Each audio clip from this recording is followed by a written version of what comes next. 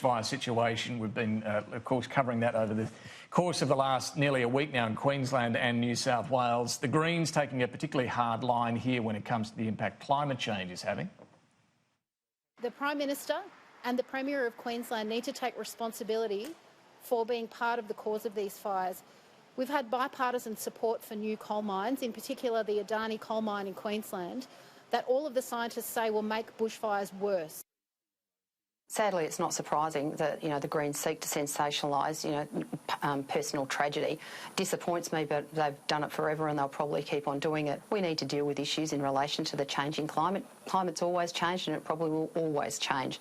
But yeah, I think it is reprehensible that the Greens would seek to make political mileage out of what is an ongoing tragedy and disaster that's unfolding on our doorstep. Well, for more on this, I'm joined now by David Littleproud. He's the Minister for Water, for Drought Relief, for Natural Disaster and Emergency Management as well. Thank you very much for joining me. I want to cover what the Greens are saying in a moment, but just on the situation itself on the ground, what's concerning you right now the most out of Queensland and New South Wales? Look, the advice we're getting is particularly around Peregian and communities around. There's been 400 people that have been already evacuated, and I know there's calls for people to continue to evacuate. And I just say to those people, please listen to the emergency management people on the ground. These people invariably are volunteers. They are putting their lives on the line for you. The least you can do is listen to them. Is that a problem? People aren't...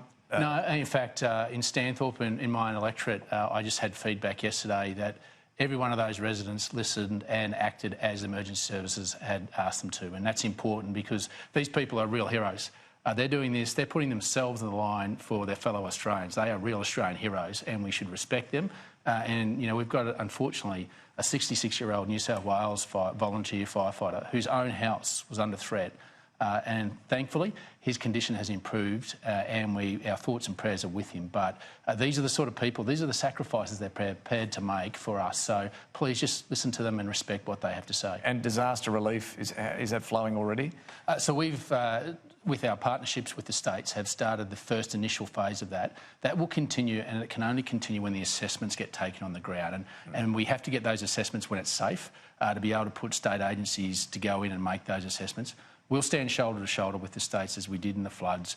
As soon as those applications come, I think we've got a pretty good track record, as we do with the states. All the states are quite proactive in this. We will act swiftly and make sure the relief gets there as quickly as we possibly can. Look, we've heard from a number of those involved in fighting this. One of the Inspector Andrew Sturgis from Queensland Fire and Emergency Services said, "I've never seen this before in recorded history. Fire weather has never been as severe this early in spring."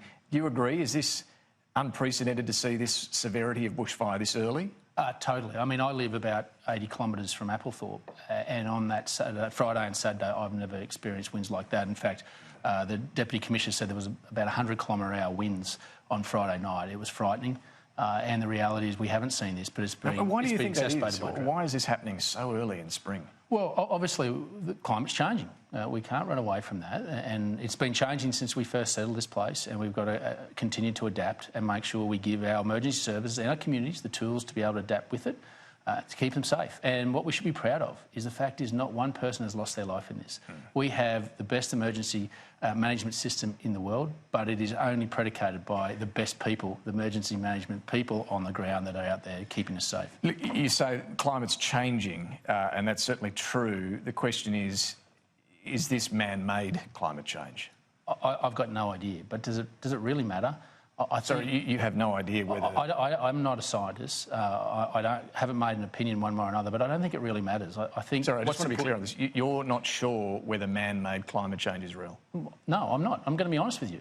I don't have an opinion, but I don't think it really matters. I think these extremes from both sides have taken away the maturity of debate that we should have about keeping simply a clean environment and making sure we give our people the tools to be able to go out and protect themselves through a changing climate. I'd like to continue this. The bells are ringing. There's a division in the House, so you better run. But thank you very much for giving us that time.